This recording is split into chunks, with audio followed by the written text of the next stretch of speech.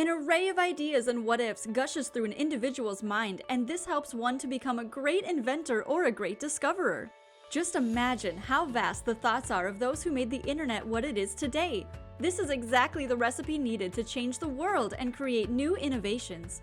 As of now, all innovations circulate around the web and its growing features and capabilities that we wouldn't even know is possible.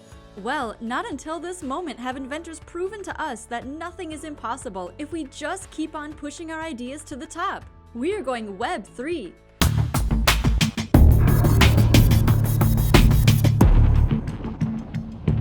But first, hello and welcome back to the channel. This is CryptoNow and we're back with another incredible video. So please subscribe to the channel and enable alerts to be notified of each new upload. You are most probably aware by now of the hype surrounding Web3, considering that people are already knowledgeable about its qualities that are unlike anything we have ever imagined technology could be. What are the chances it could even revolutionize the internet?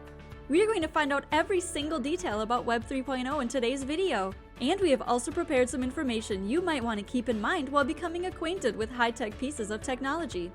Web 1 and Web 2. Before finding out what Web 3 is, we'll start with the first two iterations of the internet, Web 1 and Web 2. Web 1.0 was the first generation of the internet. According to Berners-Lee, it is regarded as the simplest net. The reason for this is that the early internet enabled individuals to search for and examine records. There was little to no interactivity or content material development on the inside. This became what most internet sites need, particularly interactive media. They desired a website where their records could be seen by anybody at any time. The internet as a whole hasn't progressed much beyond that point. Shopping cart apps, which are used in a variety of ways by most e-commerce websites, fall below Net 1.0. The typical goal is to provide items to qualified buyers, much like a catalog or a brochure does across the planet. The internet allows for visibility. It eliminates the geographical restrictions that apply to traditional brick-and-mortar enterprises. Some of the key characteristics of Web 1.0 are that it is a static web, the material is uneditable, and the audience is not interactive. It is made out of HTML codes. Web 1.0 has pages and lists, much like a book, for its reader. Meanwhile, Web 2.0 is known as the participatory web. The reason for this is because increased technology enabled internet users to express themselves on the internet.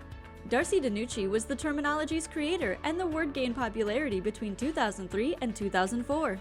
Web 2.0 was commonly used to encircle one-of-a-kind fresh wonders on the World Wide Web. Web 2.0 includes the advancement of social systems, two-way communication, one-of-a-kind glue developments, and amazing changes in substance types. The majority of Web 2.0 operates on the same substrate as 1.0, although there are several notable differences.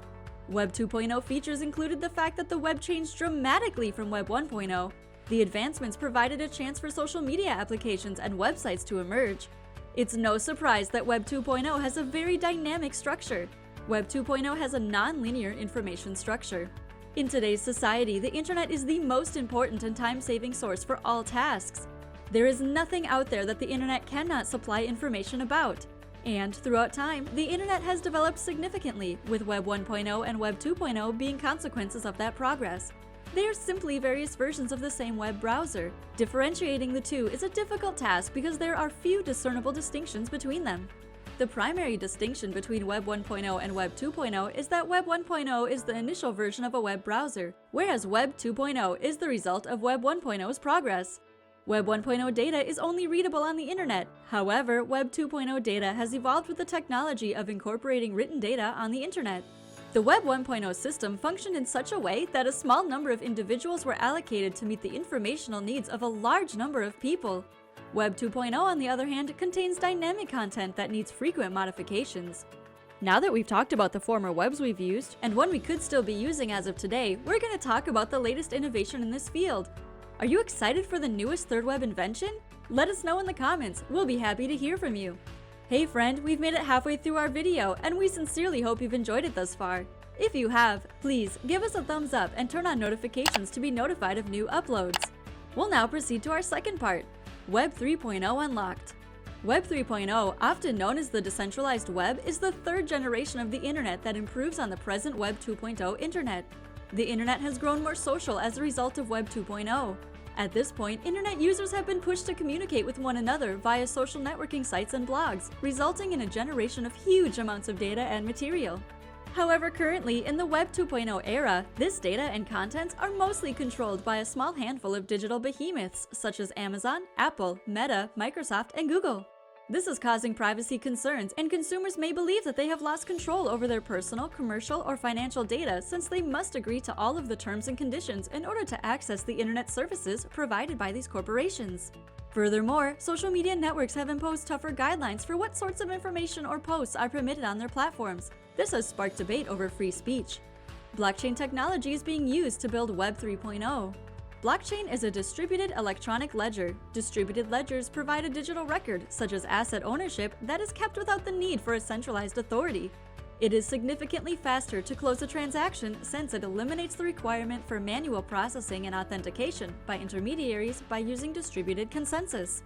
Furthermore, because blockchain employs widespread consensus, it is difficult to change data on the system without informing the whole network. As a result, the system is incredibly secure. While there are numerous Web3 dApps, there is no widespread Web3 infrastructure like the existing internet. Significant broad development, consolidation, and accessibility initiatives are required before the Web3 goal can be fulfilled, if it is implemented at all. Some of the features are going to be discussed. In a Web3 future, rather than corporate servers, activities and data would be housed on a network of computers utilizing blockchain. The internet would most likely appear and feel the same, at least at first, but your online activities would be represented by your crypto wallet and websites hosted by decentralized applications or dApps, digital applications operating on a blockchain network. One of the new features would be the anonymous sign-up. Instead of different logins for each site, this allows you to have a single username and authentication mechanism to be used across all websites and accounts. This login would not necessitate the handover of sensitive personal data.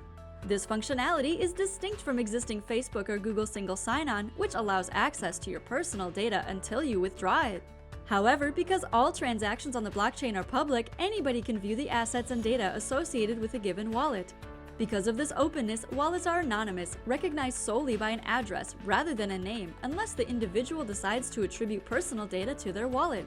Next is the possession of tokens. To incentivize participation and share ownership, activities that contribute to Web3 are rewarded with a token, either NFT or fungible. This token denotes ownership of the communication, which may subsequently be traded with others through their wallets. If the post is popular, the returns will be distributed to the token owner, rather than the site on which it is hosted. The last feature we're going to discuss is how you have complete control over the management of your accounts. The allocation of choice authority goes hand in hand with the distribution of ownership. Without a centralized authority, blockchains rely on consensus to verify an action. However, particular methods, such as those used in decentralized autonomous organizations, can be built to democratize decision-making based on a user's investment in a site or dApp. With these features, how could it not make you excited since it could transfigure the whole internet? So, be ready for this leveled-up use of blockchain technology as it is the future of the internet. That concludes today's video. Please subscribe to the channel and enable alerts to be notified of new uploads. This is CryptoNow, and we'll see you in our next video. Let us know what topic you want to be highlighted in our next update. We'll be waiting for your response.